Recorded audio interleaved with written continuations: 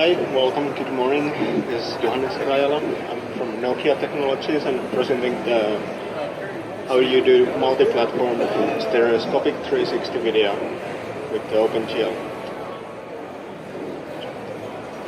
So, Nokia Technologies is part of the bigger Nokia, so there is the network side, doing the mobile networks, and then there is the technology side. We are focusing on technology R&D and then the licensing business.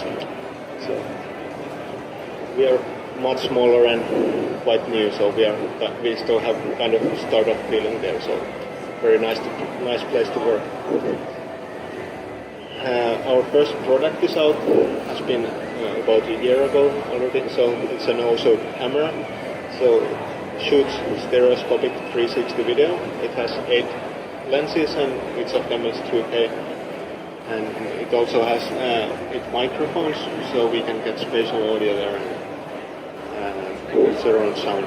It's about human head size and it weighs 9.3 pounds. But I'm not here to talk only about the camera. We have a full software suite. So starting from the capture, where we capture the video and audio. Then we have post-production tools, which are part of the pipeline. You can get them online. So with the post-production tools, you can do color correction and automated stitching and that kind of things.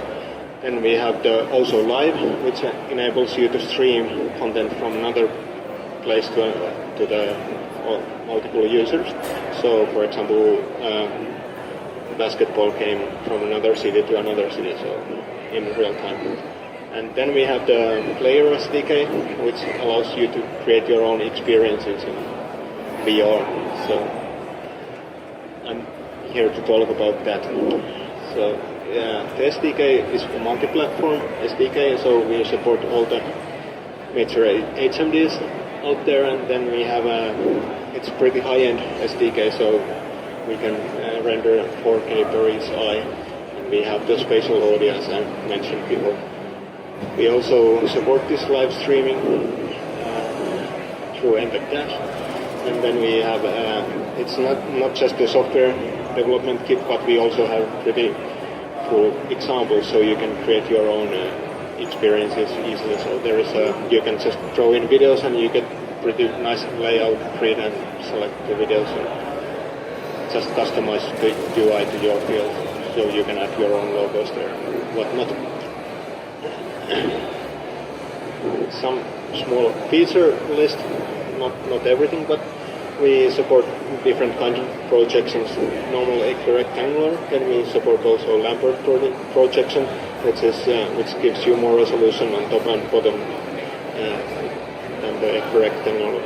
Then we have the CubeMap support, also CubeMap videos, and we do the rendering in OpenGL and OpenGL ES, and we are also investigating now the Vulkan, what kind of benefit it will give us with the video decoding. We have the head track audio, which is our custom also audio format, which is played with the MP4 VR data structure, which supports normal MP4 files with the UHD resolution for everything, but also on Windows and some Android devices we support 2 times UHD, so you get 4K per eye resolutions. We also support the streaming with the MPEG Dash. There is UHD resolution and adaptive bitrate, so we can scale light according to the network bandwidth. And we have simple analytics in place, so you can see how the users are using your content. This is kind of the simple architecture what we give with the SDK. So there are examples with the major HMDs out there, and this is our SDK. So it has the audio and rendering and playback control interfaces. This is where we use the OpenGL and OpenGL ES. So we have this kind of application framework, which is kind of a mini game engine.